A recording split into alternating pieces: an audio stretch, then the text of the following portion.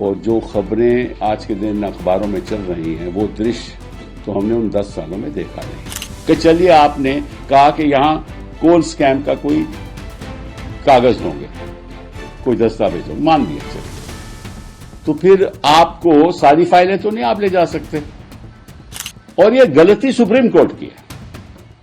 आज सुबह जब मैं अखबार पढ़ रहा था तो मुझे यूपीए का कार्यकाल याद आ गया, 2004 से लेकर 2014 तक।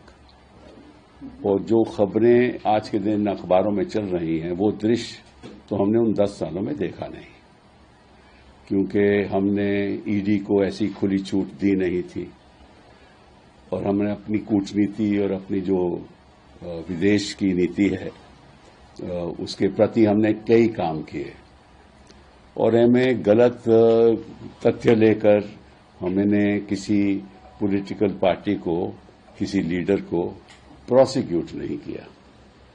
तो शुरुआत करते हैं पश्चिम बंगाल से। शायद आपको मालूम नहीं कि जब ये कानून पारित हुआ था, इन्फोर्समेंट डायरेक्टरेट का गठन हुआ था, तो हमें यह नहीं मालूम था कि इन्फोर्समेंट डायरेक्टरेट एक ओमनी प्रेजेंट प्रोसिक्यूटिंग एजेंसी है जो हिंदुस्तान में कहीं भी जा सकती है, कभी भी जा सकती है। और सारा फेडरल स्ट्रक्चर हमारा ढांचा है, संघीय ढांचा है, उस पर ऐसा आक्रमण करती है जैसे कि विपक्षी नेताओं को तंग करना है, उनकी सरकारें गिरानी हैं, वाजिब हो नहीं वाजिब हो कोई फर्क नहीं पड़ता। और कानून, और ये तो विजय मदन लाल चौधरी की देन है जिसके ऊपर आज तक सुप्रीम कोर्ट ने कोई फैसला नहीं दिया, हालांकि 2 रिव्यू पिटीशन पेंडिंग है।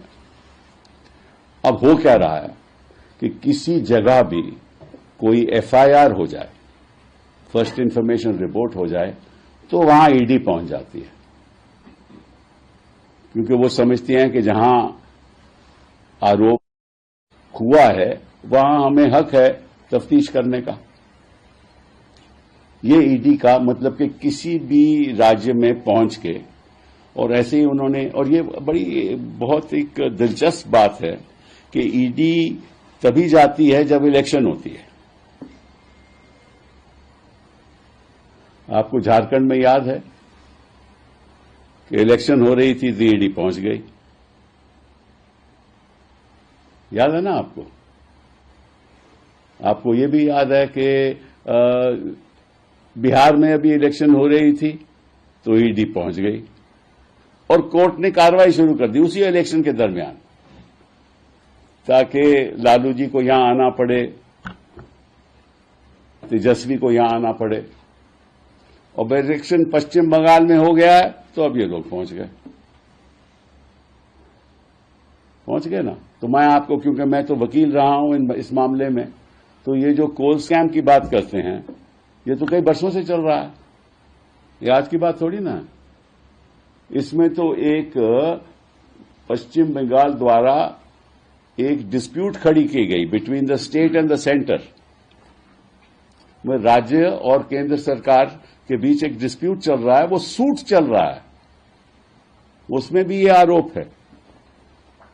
तो इतने सालों से चल रहा है, तो इन लोगों को अभी याद आया कि भैया इलेक्शन हो रहा है, अभी जब छापा मारना है, अभी याद आया इनको।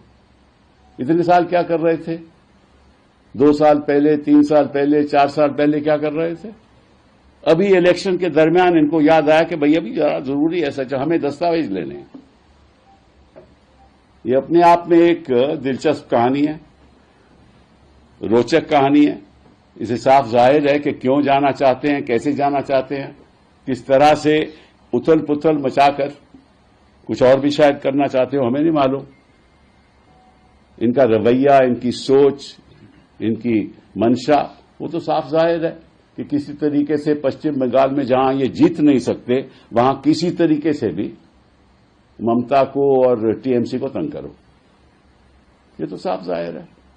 मैं एक और सवाल पूछना चाहता हूं आपके द्वारा, वो ईडी से पूछना चाहता हूं कि चलिए आपने कहा कि यहां कोल स्कैम का कोई कागज होंगे, कोई दस्तावेज हो, मान लिया, चलिए, तो फिर आपको सारी फाइलें तो नहीं आप ले जा सकते, फिर आप उसी फाइल को ले जाओगे ना जहां कोल स्कैम की बात हो। तो ये किसको हक है कि आप कहीं पहुंच जाओ और सारी फाइलें उठा लो? ये तो कोई हक नहीं ना किसी को बनता, किसी भी प्रोसिक्यूटिंग एजेंसी से हक नहीं बनता ना।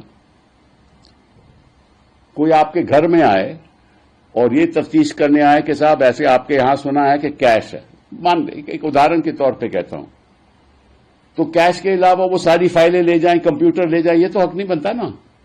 तो कैश को ही देखेंगे ना, और कैश मिलेगा तो ले जाएं, पर वो कंप्यूटर भी ले जाएंगे, आपकी रिटर्न्स भी ले जाएंगे, फिर आपसे सवाल पूछने लगेंगे, आप कैश ना मिला ना तो जो भी मिलेगा उस पर सवाल शुरू हो जाएगा, उस पर तफ्तीश शुरू हो जाएगी। मतलब कि एक ईडी ऐसा एक ओमनी प्रेजेंट, जैसे भगवान होता है ना, भगवान हर जगह मौजूद होता है, तो ईडी इस सरकार का भगवान है, जब चाहे कहीं भी जा सकता है, हर जगह मौजूद है और कुछ भी कर सकता है। सीबीआई भी वैसा ही है, इसमें कोई अंतर नहीं है।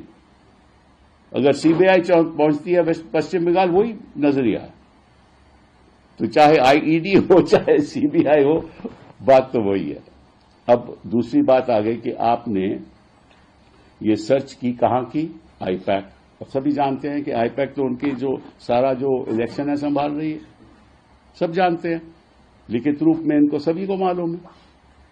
तो आईपैक जाने के लिए पीछे वजह क्या थी? कोल स्कैम। तो अगर कोल स्कैम वजह थी तो कौन से आपने दस्तावेज लिए?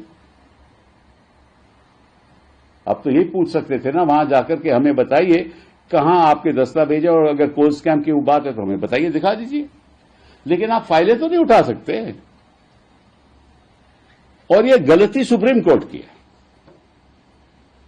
क्योंकि आज तक उन्होंने ये कानून को इस बारीकी से देखा ही नहीं,